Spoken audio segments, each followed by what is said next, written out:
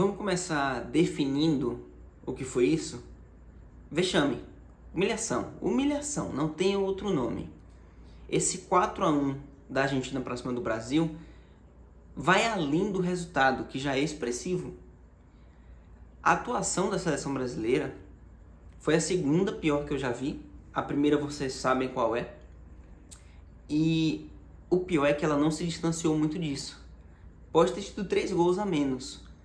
Só que a nível de oportunidades criadas pelo adversário, a nível de domínio que o adversário sobrepôs sobre a seleção brasileira, a nível da apatia dos jogadores, da equipe como um todo, que nem parecia uma equipe, parecia apenas um catado. O Brasil não entrou como um time, o Brasil não apresentou nada, era só um catado de 11 jogadores ali.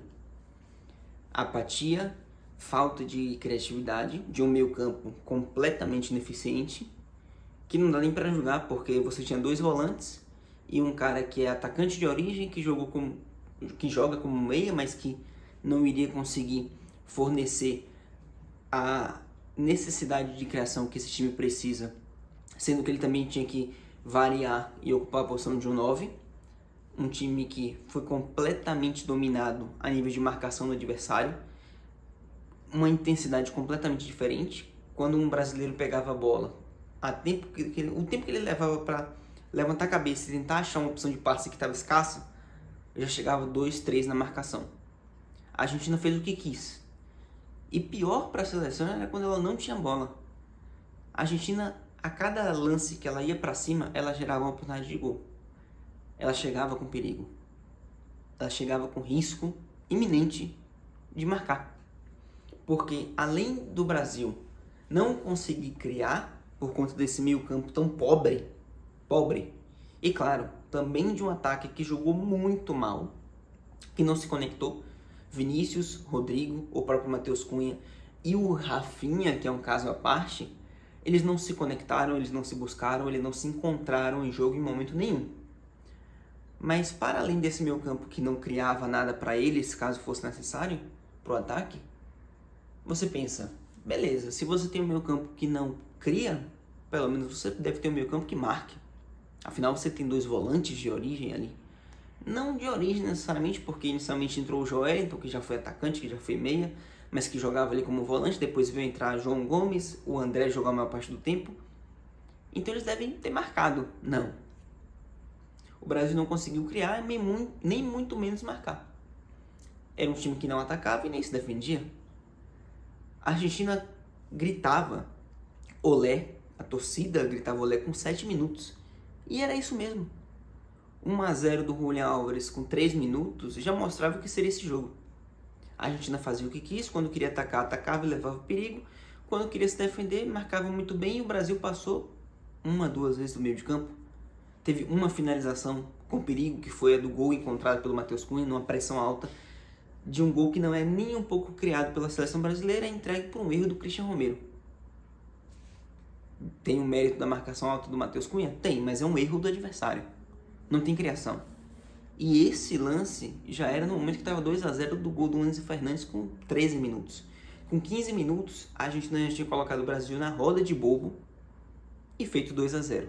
Praticamente definido o jogo. Daí pra frente, amigo, o 2-1 até pode ter pintado uma dose de esperança, mas ela não se concretizou em momento nenhum, porque a Argentina equilibrou novamente o jogo e dominou novamente o jogo. E aí foi o terceiro com o McAllister, num belo passe, se não me engano, do Depou, e o quarto já no segundo tempo com o Simeone, que mal tinha entrado e já tinha feito gol depois de uma das lambanças da defesa do Brasil, né? Se a gente falou de um ataque que praticamente não existiu, não se conectou, não buscou, se a gente falou de um meio campo que nem ajudou na criação, nem se defendeu, nem foi ofensivo, nem defensivo, o que falar da linha de defesa, né? O Arana tem uma partida que mostra que ele não tem capacidade de competir nesse nível. Desculpa, não tem como. Que partida ridícula do Arana. Ridícula.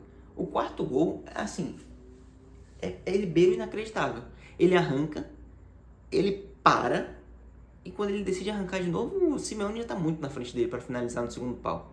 Depois de um cruzamento que poderia ter sido muito bem um chute do Tagliafico, porque o Wesley tinha sumido.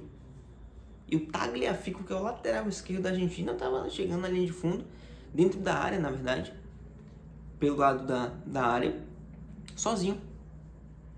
Os zagueiros, primeiro tempo do Murilo, justifica ele ter sido substituído no intervalo. Que entra o Léo Ortiz, que não viria dar jeito em nada. Mas assim, você pode falar, pô, o Murilo é um zagueiro promissor, tem feito uma belíssima campanha no Nottingham Forest na Premier League. Para o primeiro cartão de visita na seleção brasileira, que ridículo. Que 45 minutos ridículos. Não tem como. O gol que ele toma um giro com 3 minutos do Julián Álvares, tudo bem que o Marquinhos tinha ido fazer sabe-se lá o quê, dando o bostão em cima. Abandonou a linha de defesa, passa vem pro Julián Álvares e o Julián Álvares brinca com o Murilo. É um cara do dobro do tamanho. E no espaço curto ele deixa o Álvares passar entre ele e o Arana.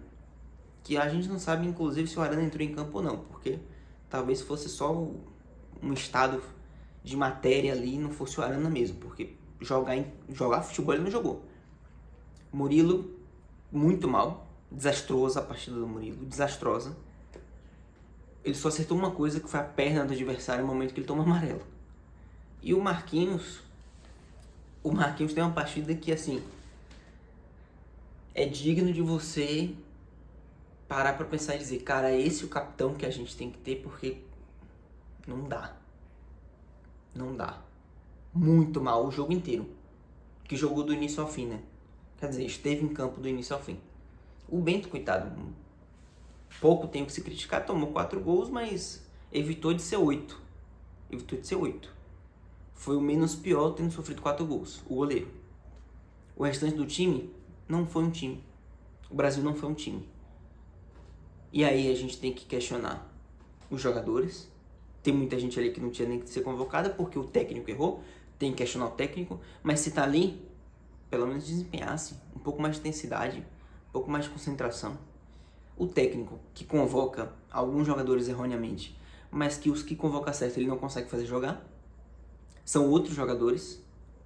O Rafinha, o Vinícius, o Rodrigo são outros jogadores no clube e na seleção. Não é de hoje, mas o que o Dorival está fazendo, ele não apresenta nenhuma evolução. Evolução essa de um planejamento que não existe, porque é o pilar que tem que ser questionado. Diretoria, presidência, a alta cúpula da CBF. Cadê? A gente está um ano da Copa do Mundo. O Brasil não tem nada. A seleção brasileira não tem nada há um ano da Copa. Um ciclo de 3 treinadores, de nenhuma grande atuação, de muito erro, de muito gol sofrido.